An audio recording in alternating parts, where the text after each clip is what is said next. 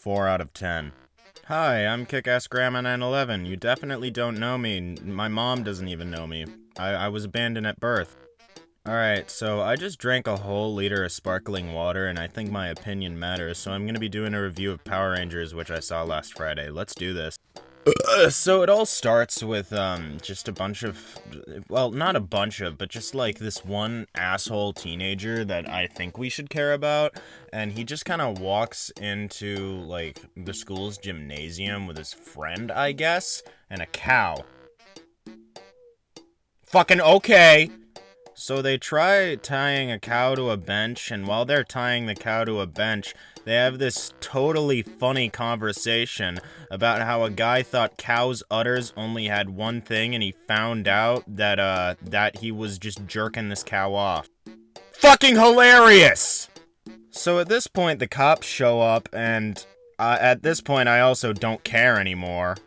So the one guy that we're supposed to fucking care about continues to drive away until he gets caught by the cops. And then it cuts to him and his dad's like, "I'm disappointed in you, son. You were the best at football." And of course, the main white character has to be a football player, and I don't give a single shit. So then it cuts to this scene of him walking into this room of, like, misfits and shit, and then we get to see Billy, the only good part of this movie, who's, like, messing with colored pencils, and then some bully comes by and breaks one, and then the one dude that I don't even remember his name, he just walks up, decks the kid in the back of the head, and he's like, "Hey, if you wanna mess with this guy, you're gonna be messing with me. Fuck you!" And then some hot girl that we don't care about either walks to the bathroom because she gets a text, and a bunch of people are in there, and they're like, "You're not a bitch. We don't like you. You can't hang out with us anymore." And then, so she just looks in the mirror and, like, cuts all her hair off. And normally that wouldn't look good, but because Hollywood movie magic, it's a perfect fucking haircut. I hate myself. So now I'm gonna skip time because I don't give a shit about anything, but, like, Billy hacks into what's-his-fuck's house arrest anklet, and on the last second, it suddenly works because Billy's a hacker genius, but this is never explored later in the movie. It's only used for this one plot point, and fucking kill me! So Billy has Commander what's-his-fuck drive him to this random mine shaft that's private property, and after what's-his-face drives Billy there, he lets him out, and Billy has this heavy suitcase, and he's like, "I'm autistic," but then it doesn't matter throughout the rest of the movie, because the writers don't fucking give a shit. Alright, so, while they're carrying the thing, I still don't remember his name. I'm just gonna call him Clint, because that's a fun name. No, he's not even deserving of being called Clint. Let's call him fucking Brad. So Brad and Billy, the BB squad, are just carrying around this thing when Brad suddenly thinks, "Man, I don't like you," and then he drops the thing and runs away, and Billy doesn't give a shit, and he blows up a wall and everyone notices, so they come back, and guess what? There are these strange fucking rock nickels that, like, they all pick up, and then nothing matters. And then after they, like, pick up the rock things, the cops are on them because the police are bad and are a reoccurring antagonist in the movie. So they drive away, and then they break a fence, and they go away, and they never come back. But they get in a car crash and destroy the car, which is never explained or talked about later in the So, after that happens, they all wake up the next morning, and they're all super buff, and they weren't hurt at all, and I'm cutting again because I just don't care! So, after all this time has passed, and, they meet up again, they're just like, "Yo, we're all buff now! Hell yeah!" And, then they all go back to the place, and they're like, "We can jump high, we can punch things, we don't take damage," but then rock people beat the fuck out of them, but that's not important right now. So, Billy lands in a crater, and doesn't die because physics aren't real, because he lands, like, after falling for a fucking mile or however long that is, and just splashes into water. But if you fall from a great enough distance, water is as hard as cement. Billy should not have survived this. No one should have survived that. But fuck my life, movie magic, bitches. So after they all survive what should have been a lethal drop, they realize, hey, the bottom of this water leads to another place because physics aren't real. And after they defy physics some more, they go into a spaceship that really confused me. And then we get to Bill Hader. Why the fuck was Bill Hader in this movie? I like Bill Hader, but come on. Bill Hader. So after Bill Hader does some shit and he's like, oh, I'm a robot that has a fucking beer gut because... Calm down, Marie. Calm down. Go to your happy place. So, then they all get to this place where we see fucking Walter White in a wall. And he's like, we need to cook to save the world. Babies! You gotta morph. You gotta put on your suits. You gotta put on your zoot suits. I skipped time too far, so let's explain some other characters. So Billy, fucking Butch, whatever I called him, and the girl that cuts her hair, they all meet up. And when they went to go destroy that wall, they also met two other guys, an Asian dude who is insane because he thinks it's funny, and just some random edgy Mexican chick. They just all meet up, and the Asian guy's like, oh, I'm psycho, I can do parkour, watch me do this backflip. And that one, like, Mexican chick's just like,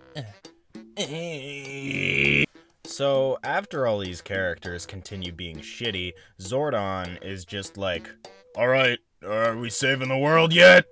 And then they're all taken to this random-ass back room by Bill Hader, and they fight rocks. They fight fucking rocks! Existence is meaningless. Death is painless. Give it to me right now so I don't have to endure this movie any longer. So, they beat up rocks eventually after learning that you can suplex rocks, and then they see big dinosaur bug, and Asian guy is like, I'm gonna fuck that bug. And so he gets into the Volkswagen Bug, and after he does that, he gets out of the mountain, woohoo, and he fucking almost kills a random, like, Mexican strawberry vendor or something. I wasn't paying attention. And then he comes back in, and Bill Hader is like, you're a fucking idiot, man. Never do that again. Or was it Zordon? I think Zordon said that, but nothing matters. So, Asian boy gets back, and then fucking Brad is like, hey, bitch, don't do that. You're being a bad. And then Asian guy's like, I'm not being a bad. You're just a fat. And then Billy somehow gets into his super suit like Frozone always wanted, and he shoves them each to their individual sides and says, hey, fuck you. And then they're all like, Billy, how did you do that? And Billy is now back in his normal clothes because plot devices mean nothing. Alright, I'm taking too long on this part, so I'm just gonna super fucking speedweed ahead. So, they just do a lot of shit, they continue to train, they continue to get buff, and eventually they all just can't morph, and Zordon's just like, fuck you!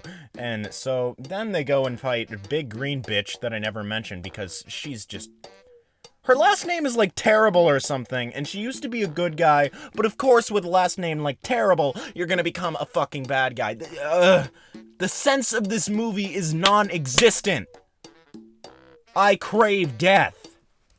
So, they all find out somehow through edgy Mexican girl that, this random green terrible woman is gonna be, like, somewhere. So they go to somewhere, and she chains them all up to a boat because plot devices, and then she's like, hey, one of you fuckers knows where the evil thing is so I can do the evil thing. Tell me where it is.